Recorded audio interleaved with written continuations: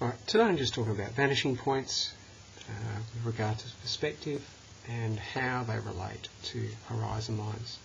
So the horizon line is basically where we look through a particular plane. So the horizon line gives us I suppose you could say, a perspective of how we're looking at a particular object. So in this case, this is my horizon line, and what we're going to do is create a vanishing point at this point here and that point there, VP, VP, so horizon line, VP1, VP2. What I'm going to do is talk about different perspective with regards to placing something through the horizon line or above the horizon or below the horizon line, so that you can either see the best of it or the worst of it. So in the first case, I'm going to draw a little box up here that's going to be above the horizon line. This is something I'll get you to do later, but vertical line first and vanish back to both vanishing points. So little box, very light, fast lines. Orientate your paper around if you have to,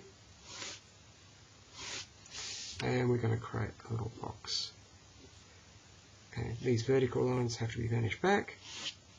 Doesn't matter if you go too far. There we have a box above the horizon line, so above HL. Now we're going to put a box below the horizon line. It's the same thing. Vanish back, using the techniques I showed you before of moving around the page if you have to, speed and destination, vertical lines, that's below the horizon, horizon line, below, and this one I'm going to do through the horizon line.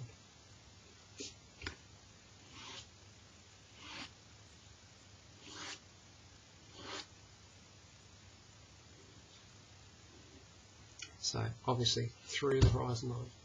Now the difference with this is that both above and below the horizon line we get to see 1, 2, 3 faces. Below the horizon line 1, 2, 3, but through the horizon line we only get to see 2. So for when we're drawing something, generally we always want to draw the object above or below the horizon line, because through the horizon line we see the least amount of detail. So generally horizon line above, horizon line below, good way of drawing. Through the horizon, no, because we see the least amount of faces.